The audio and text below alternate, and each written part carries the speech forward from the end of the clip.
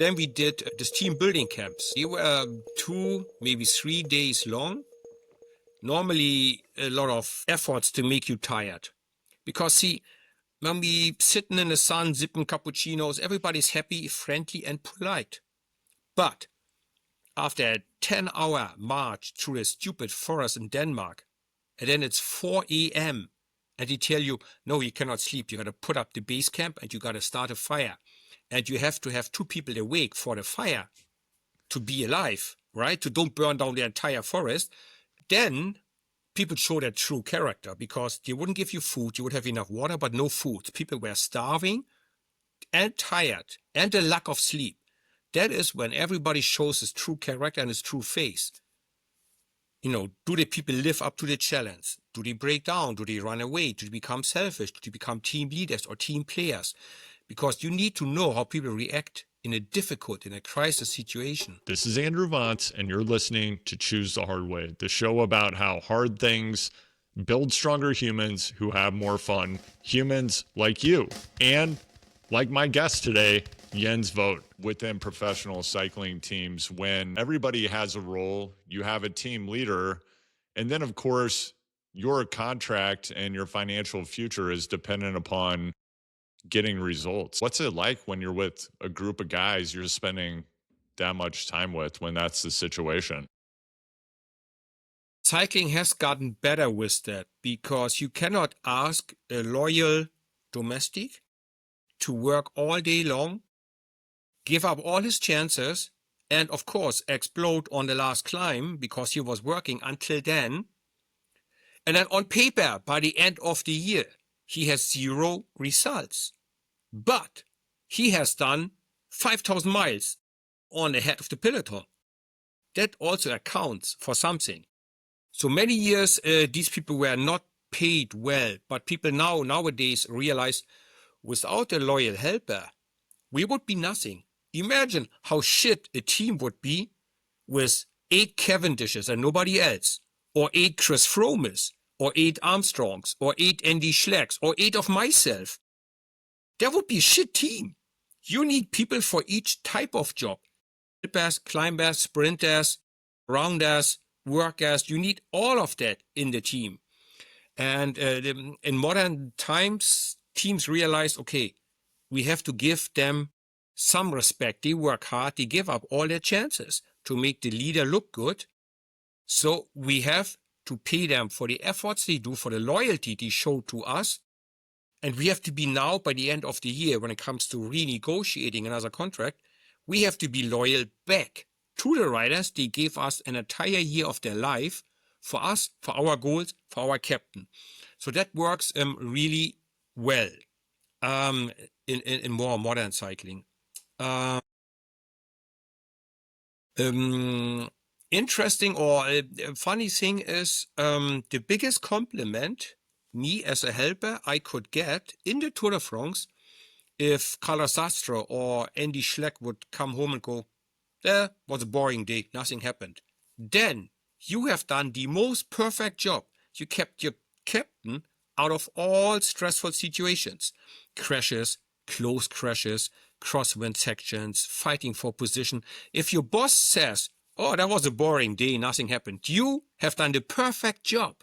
That is the biggest compliment you can have. If the boss goes, nah, nothing happened, then you have protected him in the most perfect way. But a good captain always says thank you to you after a day like that, or after any day, in the good and in the bad. That is also something that has become better in the later years, that team captains realize, no, I might get the spotlight, but I would never get into the spotlight without the other guys helping me. So I have to say thank you to them. Jens, people watching the sport, when they look at riders who are going for victories in grand tours, it's hard to understand, I think, for the average person, perhaps, how many years of effort have gone into just being in that position to go for a grand tour win, and then what you have to do as a leader and psychologically to lead the team and also navigate the pressure of that situation. What is it actually like for those team leaders in that seat? Well, first of all, if I take my own example, I started at the age of 9, almost 10. Let's say I started at 10. First Tour de France I did at the age of 20, yeah, I guess almost 28. So it took me 17 years of cycling before I actually entered my first Tour de France.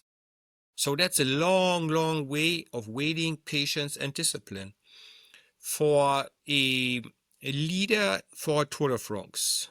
Your Tour de France basically starts, I guess, 1st of October the latest. So October, November, December, some hard days, basement miles, do recon, the road is out, you know where to go, so you do some recon on the TT, on the finish line to see if there's a tricky corner or steep little hill that it wasn't really on the profile. You start thinking about what type of team do I need for this Tour de France with the mountains, the crosswinds, or if there's a gravel section in there, if there's a Paris-Roubaix stage in there, you might consider a classics rider within your team to protect you on that particular day. So you think about a strategy. Well, yeah, and then training, and okay, I need to be able to push, let's say, 550 watts for 10 minutes, and then I could be maybe winning material. How do I get there? What body weight do I need to have on day one? Add my power output. Then you train until there, right? So you make a plan. I want to be top fit here. And then I go back. Where do you need to be 1 week ahead, 1 month ahead, 2 months, 3 months, 4 months ahead? Basically, yeah. Beginning of October, I guess, you have your break. And the tour winner normally does not go to Japan Cup and all these races. They are like far by the end of the season. Pogacar has a long season with Lombardia, but often the tour winner stops a little earlier because it is demanding. Then you do your wind tunnel testing. Maybe there's a new bike model out, maybe new shoes from your sponsor. You need to try them, make sure they work. Press, sponsor obligations. So it is pretty much a full-time job for months and months. And then you make your plan with the team. The team decides finally, but I guess they ask the leader, hey, what do you think? We have 2 spots left for 3 or 4. What do you think? Which one you prefer? Then, yeah, you might need to break somebody's heart. Because if 2 people fight for the last spot, you like them both. They're your teammates. They're your friends. But one of them has to stay home. And so that is also some tough decisions there to make. So they do feel a lot of pressure. And therefore, it is so much easier if you are the second leader or the lieutenant, like we saw it with Ayuso, for example, or Lipovitz this year. And the German, he came not out of nowhere, but, people looked at Roglic, and Roglic had to give the interviews. So Lipovitz was just quiet, calm, after the finish line, in the bus, take a shower, don't talk to the press, easy peasy. Next year it will be different. They will expect him to be the captain and maybe run another podium. That is a different game than being a surprise package. So the leader not only has to be the best rider he can be, but you also got to have broad shoulders to take the pressure and the load of the responsibility. And also, in the Tour de France, you got 7 other guys. They are willing to turn themselves inside out for you. So you better deliver, right? I mean, they all trained to help you. They lost the winning spirit maybe. They lost the edge to attack, to do the sprint for themselves, to go on the mountain stages for themselves, because their only job is to help the leader. And if the leader then finishes 15th or doesn't even finish the tour, that's hard for the team to take as well. So there is enormous pressure on the team leader. And Jens, I know that during your time with Bjarne Riis, part of what he brought into the sport was a more human-centered approach to running a team and really thinking about the full spectrum of his athletes as people and some of their emotional needs. How did that approach help build a better team? See, every team, at least if the sun is shining, goes, hey, we got great team spirit, we like each other, we work well together, until the shit hits the fan. And then things fall apart. I remember like yesterday, basically, first time in a team training camp where I was one of the new ones in the team, end of 2003. So we get the new riders integrated in the team, into the structure. And the first speech of Bjarne finished with the words, he goes, guys, listen, I'm not only here to make you better riders, I want you to become better human beings with me. And that's a big approach. That's a big call. I want to make you better humans, I'm like, wow, I like that. So then we did this team building camps. People call them survival camps, but team building, and they were 2, maybe 3 days long. Normally a lot of efforts to make you tired. Because see, when we sitting in the sun, sipping cappuccinos, everybody's happy, friendly, and polite. But after a 10-hour march through a stupid forest in Denmark, and then it's 4 a.m., and they tell you, no, you cannot sleep. You got to put up the base camp and you got to start a fire. And you have to have 2 people awake for the fire to be alive, right? To don't burn down the entire forest, but also to have the fire ready when the rest awakes in 2 hours sleep for coffee. Then people show their true character, because they wouldn't give you food. You would have enough water, but no food. People were starving and tired and a lack of sleep. That is when everybody shows his true character and his true face. Do the people live up to the challenge? Do they break down? Do they run away? Do they become selfish? Do they become team leaders or team players? Because you need to know how people react in a crisis situation.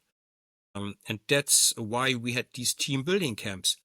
For example, once we had our team doctor, and he was just a little older and had a sore back.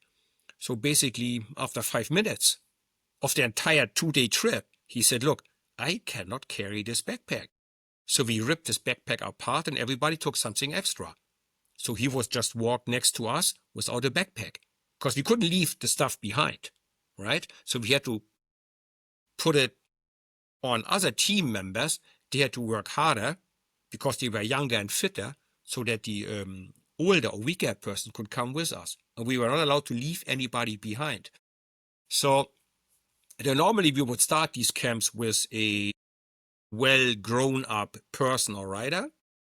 And then after 2 or 3 hours, very often the captain role of the teams of 5 or 10 or 15 50 people groups, also the mechanics, the masseurs, the people from the office, the team doctors, the press officer, everybody had to go through. And then the next captain role would go to a neo-professional. And you know how hard it is? You're 22 years old, and you go, hey, Cancellara, I know you're Olympic champion, but you go and get the firewood. Jens Vogt, I know you got 6 kids and you're 40 years old, but you gotta go and get water for us. You know how hard that is for a young kid? But then you gotta go, hey, listen, we are in this. You are the boss. So tell us what to do. We will follow up. That is your responsibility. And then the kids grow up like that as well, because they know we support them, right? So it was really a valuable lessons always we learned within these survival camps. A lot of leaders say that they care about the people who work for them and that they want to make them better human beings. Actually doing that and actually caring about the people you lead is a very different thing. And with Bjarne, for example, Jens, was there a time that you were struggling on the team or you had a really rough day? And how did Bjarne interact with you when that happened?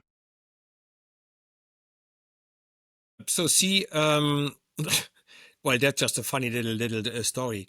The day that Frank Schleck won the stage in the Tour de France up Alpe, we were in a breakaway, Zabriskie, myself, and Frank Schleck. So we saved Frank for the last climb, Zabriskie and me did all the working. It was a bigger group. And in some of these tunnels in the Alps, it was wet, dark. I was sliding a little bit towards the outside, and my hip and my shoulders touched the wall, right? Nothing happened. I stayed upright, but then I had a little cut where the hip bone is under the skin, right? Because the skin got squeezed between the wall of the tunnel and the hip bone. Like, I don't know, maybe, what is that, 2-3 centimeters long. And I'm in the team bus, the doctor checks that, and Bjarne comes looking, and because it was split open, goes, "Oh, yes, I can see your liver. Your liver." I'm like, "Bjarne, no, that is the meat. That's the muscle underneath the skin. That's not my liver. Relax." So the doctor stitched it up. But for example, when I don't even know which year that was anymore, but I did for fun a cyclocross race, right? And on an obstacle, I hesitated. I should have either clearly jumped off and run, or do not hesitate and just jump. But I hesitated too long and I crashed on an obstacle. And I had a, no, not dislocated shoulder. There's 3 ligaments, they hold the collarbone together, and they were broken apart. So the collarbone was not broken, but it was sticking up like this because the ligaments holding him in. Anyway, so I'm like, geez, I need operation. That's not good.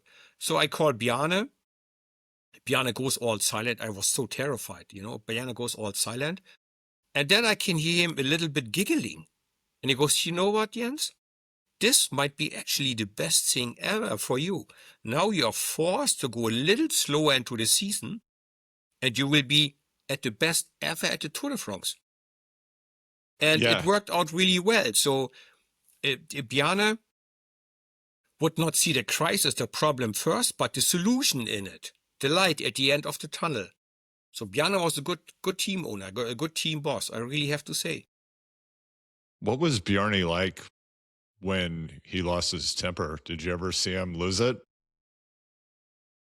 Yeah, when he started to have the skin fold here, then okay, I better run for the hills, or I be quiet, or I better have a really good case if I speak against him now. My case gotta be absolute important or valuable to me, so that Bjarne can understand, even if he is mad. He wouldn't lose the temper, I don't know, maybe 1 or 2 times a year. But then, everybody in the trenches. Jens, going back to 2009, I know you and I talked about this a bit at the Tour de Tucson. You have this wreck, and it kind of came from out of nowhere. Could you walk us through what happened and your level of confidence before that wreck and after? Well, that day, it was the descent of the Petit Bernard. I was in the front group, then got called back to help Andy Schleck-Caldas-Astre in the group. So on top of the climb, I was in a group with, I believe, Alberto Lenz, Wiggins, Frank, Andy, Caldas-Astre, and myself. So on the downhill, I'm in the front, and then I can hear Bjarne in the radio. He goes, "Hey, Jens, you don't have to work all the time. Just sit back, come back, relax a little." So the last thing I remember is I'm drifting back to the last position of the group, and the last thing I remember is my thought, let's go and get some fresh water bottles for the boys and myself, and then we try to win the stage. And then the next thing I remember briefly for like 30 seconds, I'm laying on my back in a world of pain, and I'm looking at the ceiling of the ambulance car. And then I go, okay, just by pure logic, I must have crashed. I don't remember, I don't know anything, but I must have crashed. If I'm laying in an ambulance and I cannot move, I must have crashed somehow. Then I lose memory again. Then I remember something. They wheeled me back out of a smaller hospital because they said, "Look, this is too heavy. We are a little countryside hospital. We cannot deal with this." Then I remember they wheeled me back out. I can hear the helicopter. And then I lose it again for at least another hour. Then I remember I'm in surgery on the table, and I can see 2 teams stitching, one team stitching my left hand together, the other team stitching my right hand together. And I can feel people disinfecting my face to start stitching me up here. And I think, hey, I'm still awake. Don't stitch me up. I'm still awake. I'm still awake. I'm not asleep. And then boom, I was gone again. And then finally, 11 p.m. or midnight, I'm out of anesthetics. I'm out of surgery. My brain starts working again. And then I asked somebody, Bjarne left some team member with me to make sure I'm at least alive and okay.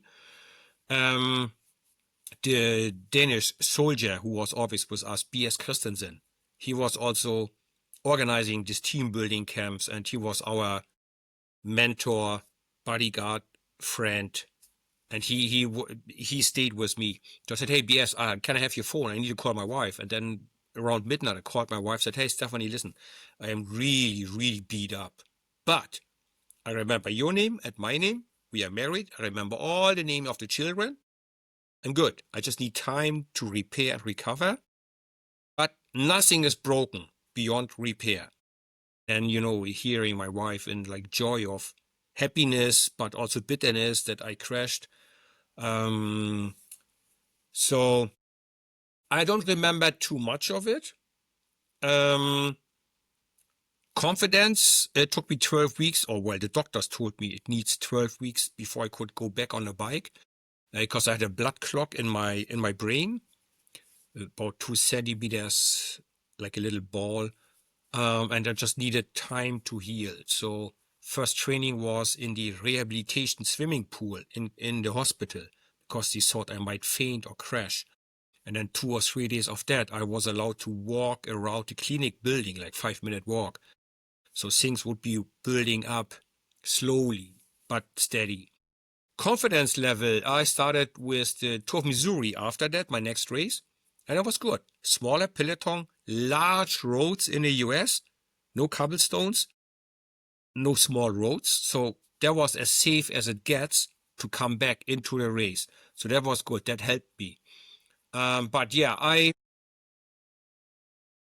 ever since then, I left my comfort level when we hit 65 to 70 kilometers an hour. I would call him the bone breaker descents. If it's 30, 40, 50 kilometers an hour, or you have switchbacks where you then slow down to almost walking speed in the sharp switchback. If you crash, it hurts, but that's about it. If you have a descent 70, 80, 90, with the sweeping turns where you don't have to brake, if you crash there, that has severe consequences. So I never liked these sort of descents after that, the bone breaker ones. When you crash, you break a bone. That's why I call it a bone breaker descent. It took me a while to get step by step closer to my former limits. And I kept telling myself, be rational. 20 or 50 riders can take this turn at this speed. Just by pure logic and pure physics, you can do that as well. Because none of them crashed ahead of you, so there is enough grip and you can do it. I did read the Dune books way back then. And that one quote is in English, I think, fear is a mind killer. And that's what it does. Die Angst tötet das Bewusstsein. Fear makes you stiff on a bike, makes you panic, makes you take wrong decisions. That's bad. You can have respect for it, but if you have fear and panic, you're more likely to crash than to make it. So I try to control myself. Breathe clearly, slowly, controlled, breathe deep into your belly, and just trust that if 20 guys can take this turn, you can do that. But it's easier to talk about it than actually to do it. So yeah, confidence level was, just simply a little less. Because, I was also a little bit older by then. I could see the end of my career approaching. I had children. I didn't want to go out as a cripple or losing my life. I had children. I have a cool family. I want to see them and enjoy time with them. So that's another reason why I did break a little earlier after that crash, because I thought about the family. And to finish, if you look at the crash, because I was in a group with all the big hitters, So the cameras were there. There's really sharp images, a video clip of me crashing. After you stop laughing and shaking your hand, listen to this. You will see then, yeah, that makes sense. So here it comes. The only thing, if you look at my crash, the way it happens, that I don't react at all, it comes out of nowhere. The only reason why I crash that would tick all the boxes is I was unconscious first and crashed because of that. I didn't crash because I lost the balance, because on a video clip, it doesn't look like I lose the balance. I just fall down like a bag, like no reaction. So really, if you look at it again, also for the viewers and listeners, YouTube, Jens Voigt, Tour de France crash 2009, and you will see tons of videos. Really, if you look at it, it almost looks like I was unconscious first, and that's why I crashed. But I don't know. As I say, I don't have too much memories of it, and I don't want these memories back. Following the wreck, when you were on the bike, you're in these scenarios where you're on a bone breaker descent. As you said, fear is a mind killer. Were there any specific physical sensations you experienced on a descent, the wind hitting you a certain way, something coming into your mind, seeing something on the road that would trigger the fear? Was there anything specific? Just the speed. When you did hear the wind at a certain speed, noises, that would trigger, you would know that you are too fast for being comfortable. And how our human mind is sometimes so stupid, exactly in that moment when you don't need it, you go, what if there's a stupid goat just behind the turn? Or there's a car parked, or a crazy fan is running onto the street to collect a water bottle from a superstar, and I come flying around the corner when that fan is in the middle of the road. You know, if there's a deer or a cow, we have seen all of that. You know, or what if there's not an avalanche, but, you know, a few rocks rolling onto the road. That's good enough. If you're on a limit of your grip, you got these two little silky tires. If you hit a rock, of course the tire goes. So all these things come to your mind. What if? And you go, no, don't touch the brakes. Don't touch the brakes. You know, like you would put your hands firmly around the handlebar. Go, no, I'm not going to open my fingers to touch the brake. No, I'm not. No, I'm not. So it's a constant battle with yourself, you know, like try to be firm on the bike, but relaxed enough that you could follow the flow. Breathe deep into your belly and try to stay as relaxed as possible. As a young person, you had a lot of extra energy, and for you, that resulted in you ending up going to sports school in what we in the United States know as East Germany. What was that system like? Quite sophisticated and quite expensive for the government because they put a lot of resources in there. So since I am from the other side of the Iron Curtain, they told us we would be diplomats in training suits. Our objective was to show the mean Western countries how superior our system is because we also produce superior athletes. That was what the party told us. The Communist Party or Socialist Party, whatever they call themselves. So at the age of 13, we had to undergo a series of tests. The same series of tests 3 times. Somewhat in April the first time, in June the second time, and in August for the third time. We would start with 150 kids, 50 kids for the second round, 35 kids started the last test system, and 12 of us went to the sports school. So it was a 10-kilometer time trial, a 100-meter sprint on the road with like a speed start. On the track, because we were only 13, 2-kilometer individual pursuit, 500-meter standing start, and 1 fast sprint lap on the track. Then we had to run 3 kilometers. We had to sprint 100 meters, No, back then even 60 meters only. We had an agility test where you had to like climb over fences and dive underneath and move forwards and backwards. We had kind of like a skill test, parkour on the bike, like small obstacles, riding in circles. And we had like a fitness test. It's like a circle where you had 30 seconds to do as many chin-ups, push-ups, sit-ups, and all that, with jumps and whatnot, within 30 seconds. And you would do the same type of testing every 2 months until it was down to 12 kids going to the sports school. And then you come to sports school, yes? Were there thousands of people fighting to get one of those 150 initial spots? How were they selected? Well, yeah, just my little team from my countryside, we had about 10 kids. And not everybody could go. The coach would go, I love you, kid, but this testing is not for you because you're not going to make it to the 50 to go to the second round, right? So there was a pre-selection, but yeah, probably there was some 500 kids in total. And 150 got selected from their own teams, from their own coaches, to go to that first testing, and then they kicked 100 out, kept 50 for the second round. Was that a big deal for your family, for you to get selected to do this?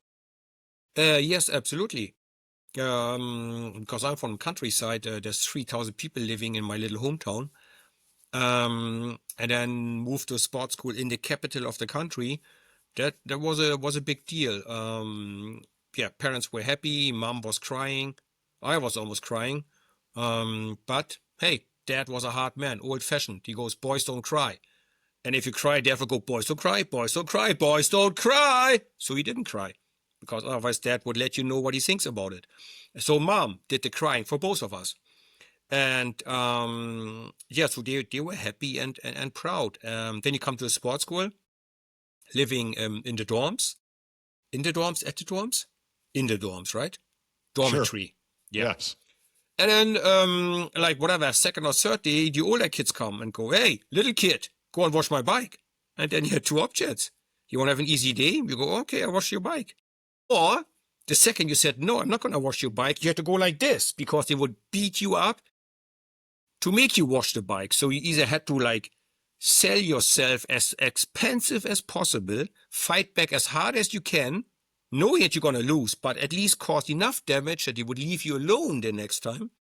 Or you would give in and go, okay, go and wash the bike. And looking back at that now, I believe the teachers and the people, they took care of us in the dorms or dormitory, they would, I think, on purpose look the other way, because they wanted survivors. They wanted the hardest of the hard ones. Survivors, people, they can deal with situations like that. So natural selection at its finest. You know, survival of the fittest. That you were looking the other way. Like, nope, it's part of the selection process. Let them deal with it. And needless to say, within a month, 2 of the kids went, I had enough of this, I go home.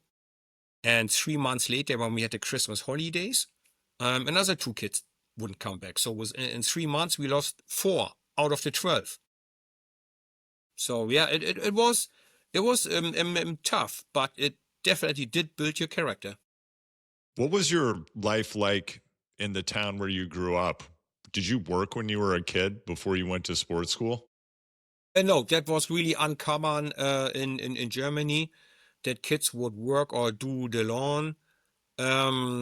See, East Germany, we had a normal life like people expect, but everything just smaller and slower. Apart from food, everything was scarce. To find a good pair of jeans, good luck. 2 months of searching and going to shops. A nice pair of shoes, 2 months. See, in Germany, if children are born in the US, within the first months or weeks, people sign their own kids in for a college fund, or they start a college fund for the kids.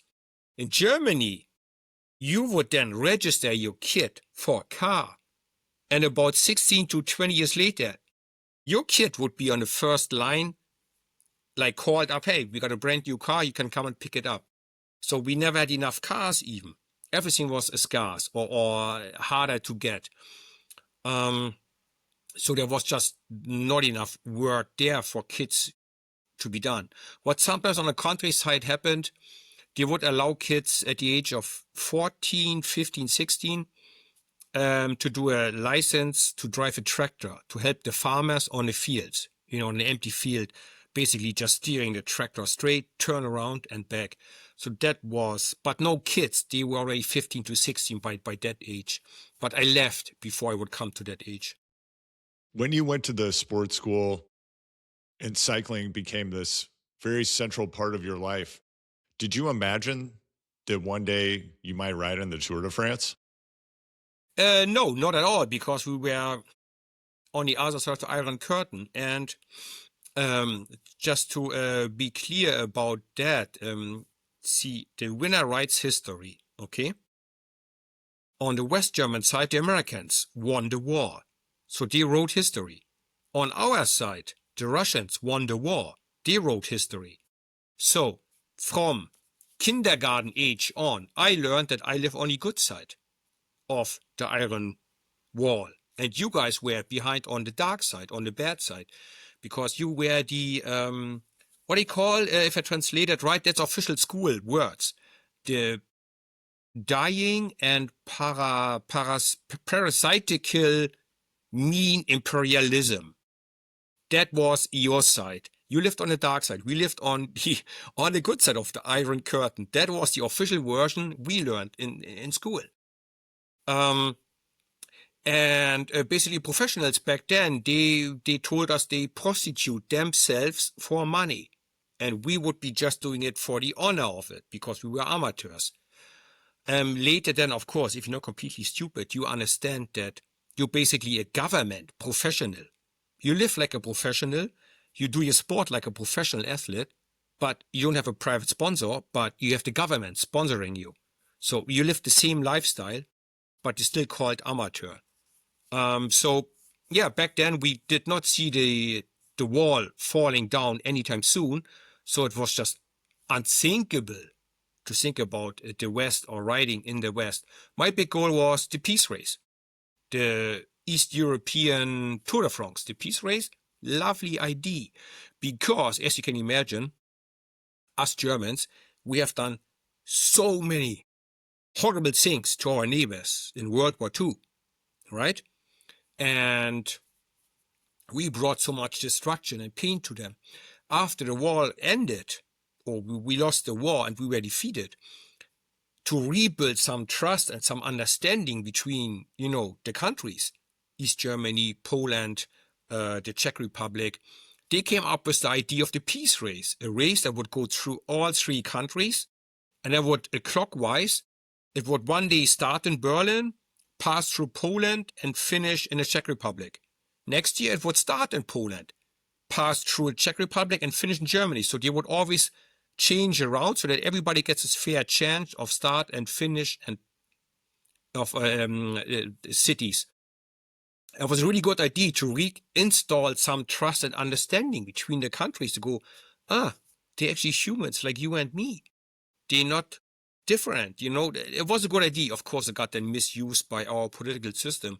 But the original idea, I liked that. I could see how it made sense to reinstall some understanding, some peace, some friendship, some respect for each other, because we were all in Eastern Europe. So we better got together and try to, make it work out together. So that was the big goal, peace race. That was the big Tour de France of the Eastern Bloc. And as you had your time in sports school, you get past this initial gladiator style initiation, this survival of the fittest, which sounds, honestly, it sounds a lot like initiation into a street gang or someone's first day in prison. That's what it sounds like to me. Yeah, we had a month of a lot of fights and scratches, blue eye, ripped off hair. We had a month of an intense month until people, fighting out the pecking order. It was literally that. You had to fight out the pecking order. And then you have this goal of getting in the peace race. During your time in sporting school, did you have a pretty linear progression, or were there moments when it wasn't clear that you would continue to advance? Clearly, there was moments like that. So I come from a very harmonic, protected family. And in my little town, I guess I was, at least in my age group, I was the king of the town. You know, I had my little gang with friends. Then you come to the sports school, and there's just older ones, meaner ones, friendly ones as well. So it was a lot of stress for me, you know, harsh environment. And he picked up the speed in school, in training. And I was back then, I kind of like stopped developing. I was like a late developer, right? So at the age of 15, I was maybe biological age 13 and a half.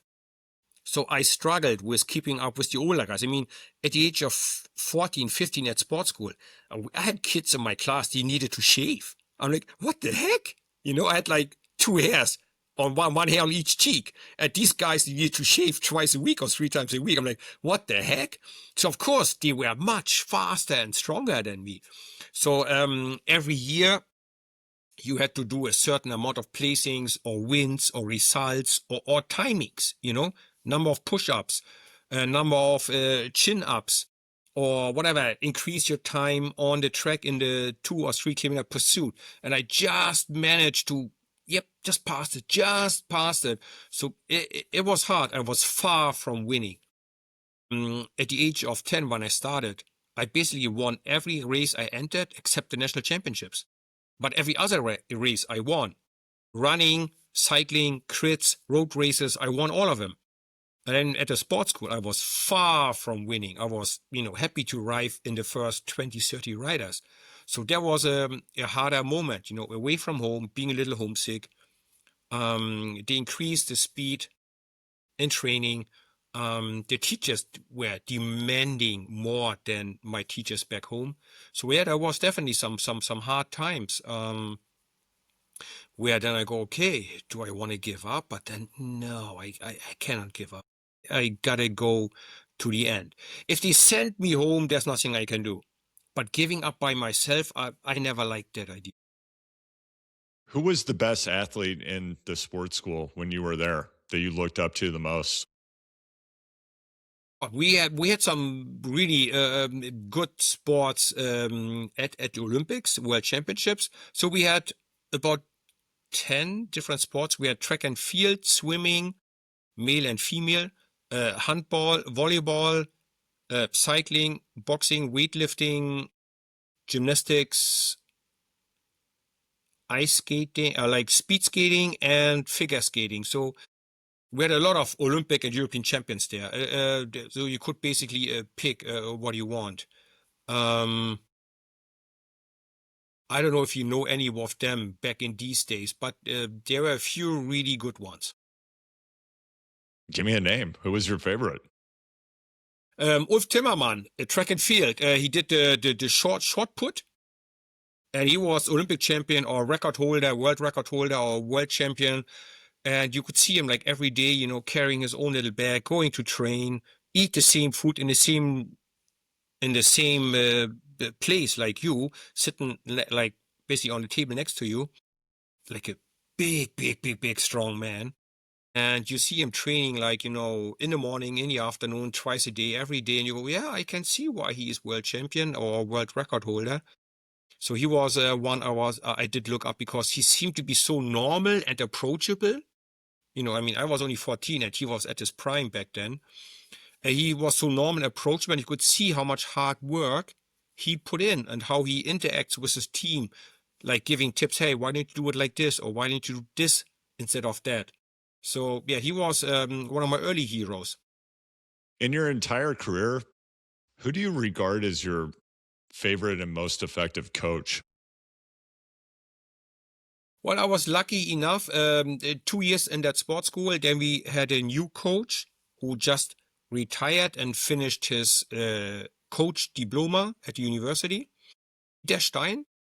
And we had him at the age 16, 17, 18, and then basically until I turned professional. So he did help me a lot. He was almost like my dad in Berlin. I stayed at his place for a few times. He invited me for barbecues and or whatever dinner. So he always had an open ear for me. He was definitely a coach that helped me to develop. And for who you are as a person, is that what you felt brought out the highest expression of your talent? I believe already early, back in my hometown, there were three brothers, Eichberg. Hans-Jürgen was the oldest, the boss of it. He told me how to sit on a bike and about the pedal stroke, spinning the legs and all that. Erich was the second oldest or second youngest in the middle. He told me about discipline and how things work. Like, if in the winter months, if we would have training, we would often play soccer for half an hour to warm up. So he's standing there with his whistle and the soccer ball, and we are in front of him, right? Basically getting ready.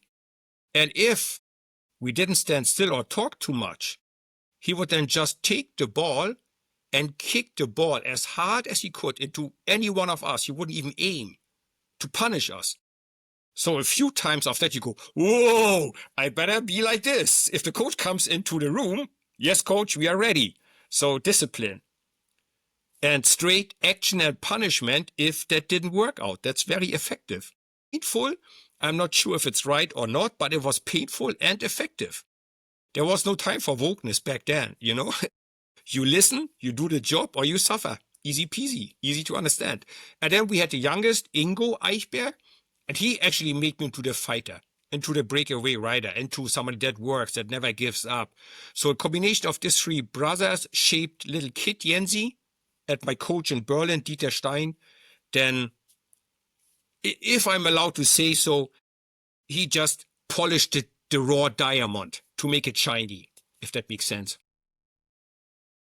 Is the father of 6 kids, and as someone who's known for being such a tough person, how have you approached fatherhood? Learning process. You grow with the challenge, my friend. Fortunately, I'm a soft dad. It might overlap one generation. My dad was hard, fair but hard, and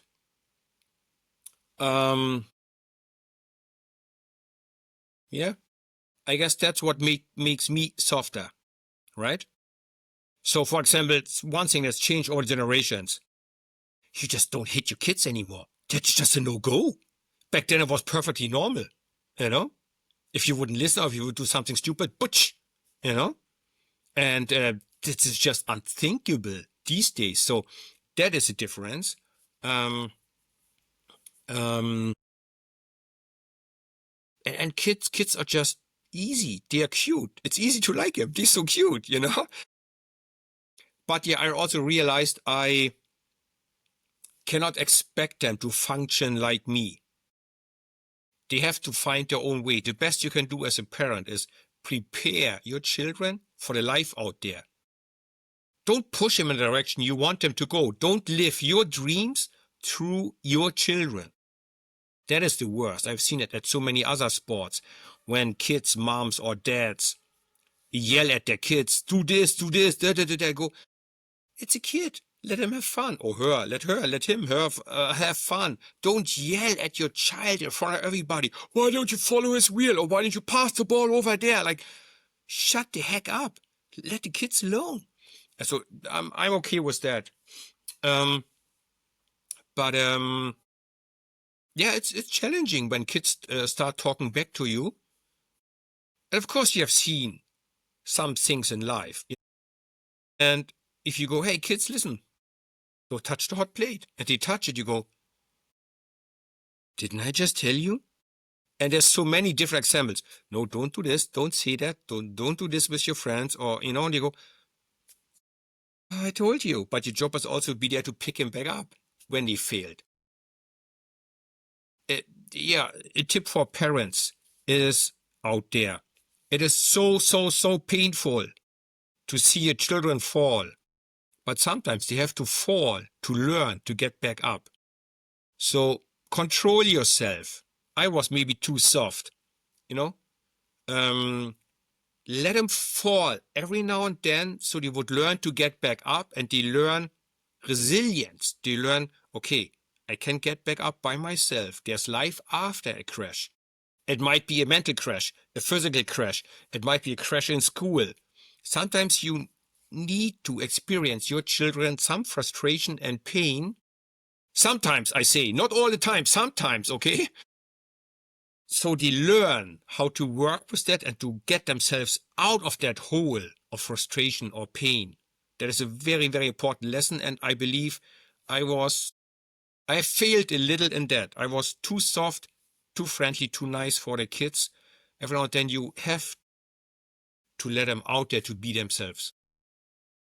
Jens, 6 kids, you're still on the road quite a bit. You're doing commentary at races, you're traveling to events like Tour de Tucson, where we met and got to spend a little bit of time together. And something that really struck me in Tucson, you look like you could have finished being a world tour professional yesterday, and you easily look 10 years younger than you are. How do you do it, man? Thanks for the nice words, first of all. This year I actually did train a little more than other years. So see, I'm a big fan of the idea leading by example. So I cannot be overweight and then tell people about motivation, about discipline, about becoming a good athlete. I cannot tell my children to live a healthy life if I double my weight. Plus, also, I like to stay attractive for my woman, for my wife. You know, I still want to be good looking for my wife. And I realized I feel so much more alive when I'm fit and healthy and ready. I have more energy. I be more awake. I embrace life more when I'm fit. And it might be a hard process to start it. It's like a big rock laying in front of you, and you need all your power to start it, to push it, to start it moving. But once that big rock is rolling, then after a month of it, you just need to go tip, tip, tip, because the process is started. And after a month, 2 months, you go, oh, a day without workout, I don't feel happy.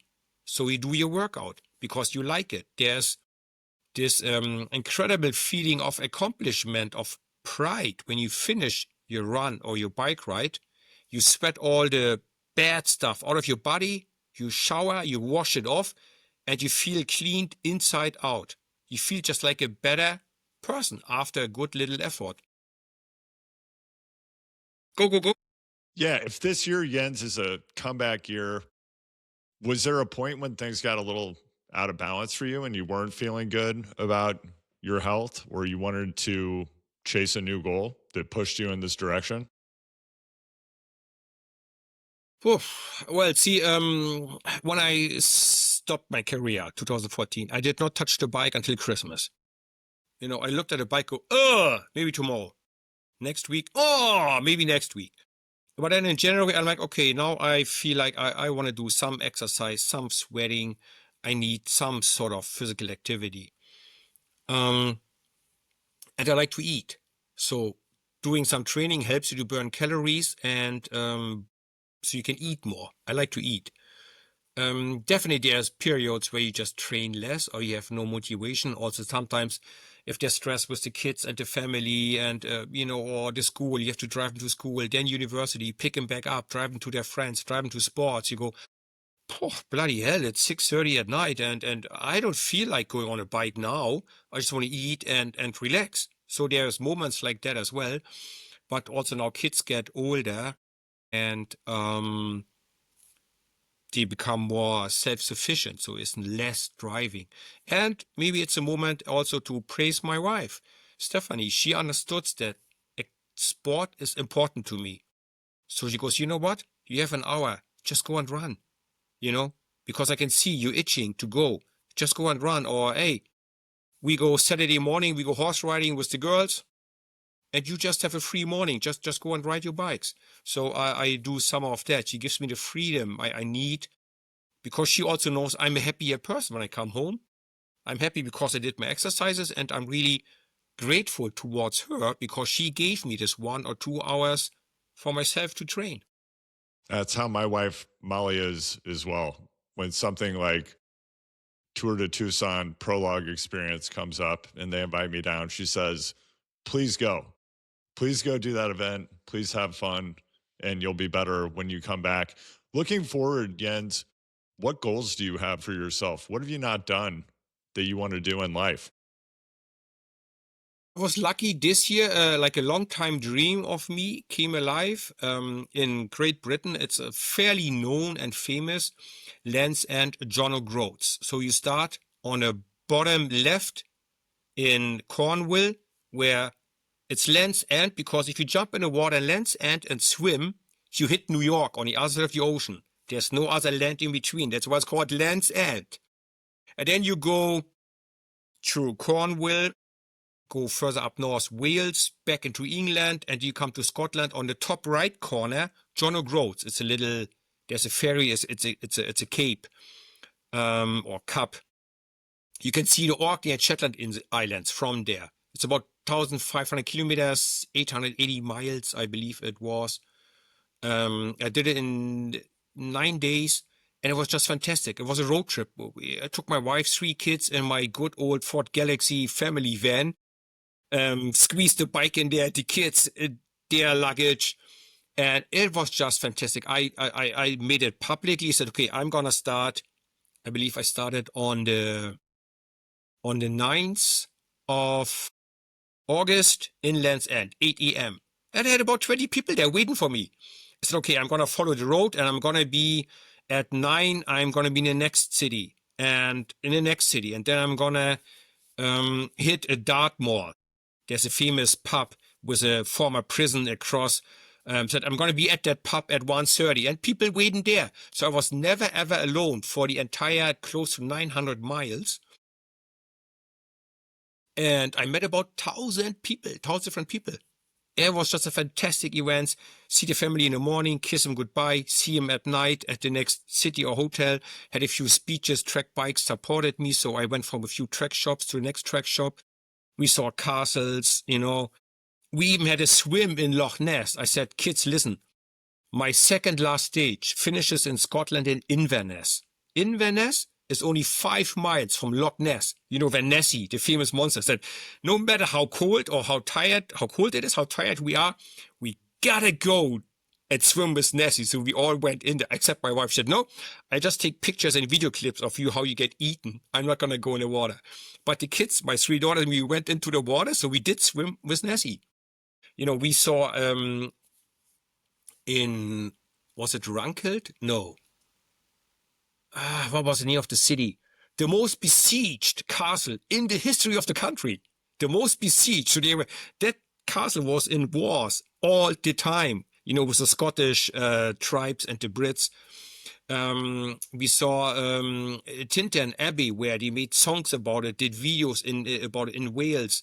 We drove past the house of the Harry Potter woman, Joan K. Rowling, the writer of Harry Potter. We drove past her house in Birmingham. So I saw so many cool things. It was a great trip. That made me super happy. But yeah, what's next?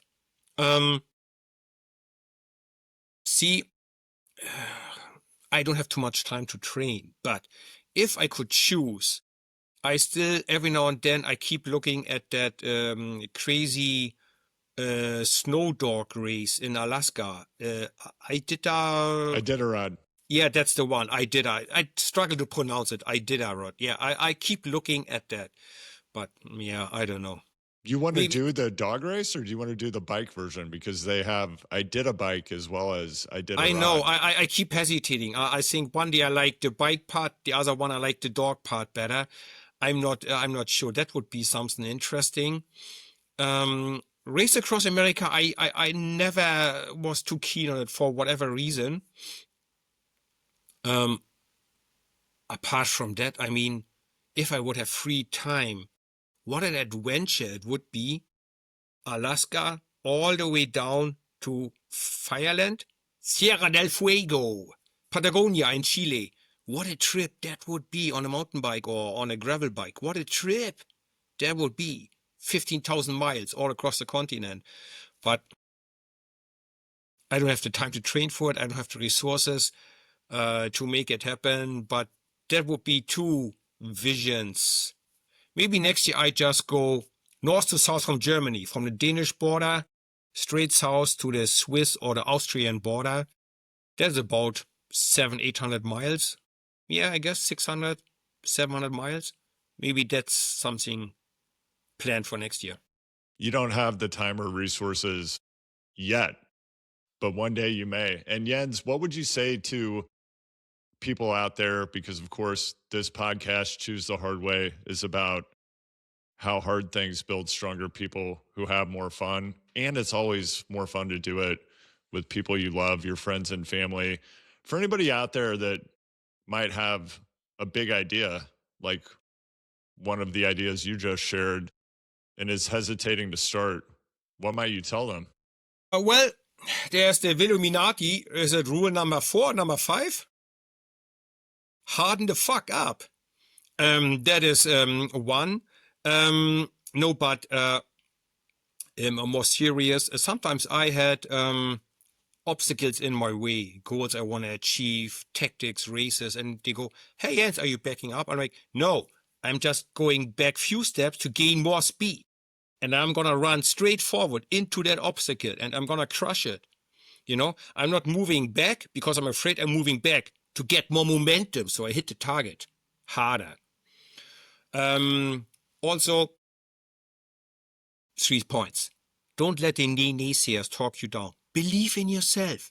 Aim for the stars. If you don't hit the stars, at least you hit the moon. That's a lot further than everybody else is going. So have self-belief beyond reason. Don't let the doubters and the naysayers talk you down. Second, there's no shortcuts. You gotta prepare. You gotta work it. You know, plan your work your plan. Shortcuts look tempting, but that's why it's called the highway to hell and the little stairway to heaven, because that's much harder. And then, yeah, just remember, who are your real friends? How do you get there, where you are now? What made you successful? Where are you from? Don't forget your roots. And then you're good. Okay, here's the last words of wisdom. If you always follow somebody, you always save, but you never leave your own footprints on the path of life. And isn't that all what we want? This is Andrew Vontz. A big thanks to Jens Voigt for joining me today on Choose the Hard Way. You can find Jens on the gram at the Yenzy, and I'm at Hardway Pod. Shoot me a message and let me know what you liked in this episode and who you'd like to hear from next. Please take 3 seconds and hit 5 stars and subscribe to Choose the Hard Way wherever you watch or listen. The number one thing you can do to support this project so I can bring you more of these conversations is to become a paid subscriber to the Choose the Hard Way Substack. That's at alwaysthehardway.substack.com, or just search for Choose the Hard Way on Substack. If you're a senior executive, professional athlete, or political leader who's ready to become a world-class communicator, One Real Voice is here to help. When you're ready to be great, reach out to hello@onerealvoice.com or DM me at HardwayPod. With over $1 trillion in transactions to date, blockchain.com is your trusted partner on your crypto journey. Go to blockchain.com to get started today. When you want to have fun on a bicycle and experience the pinnacle of cycling technology, then it's time to get on a Lauf. Lauf is the Apple of bike design. They make elegant products that just work better, and they're a lot of fun to ride. Check them out at laufcycles.com. Thanks for listening, and I'll see you next time on Choose the Hard Way.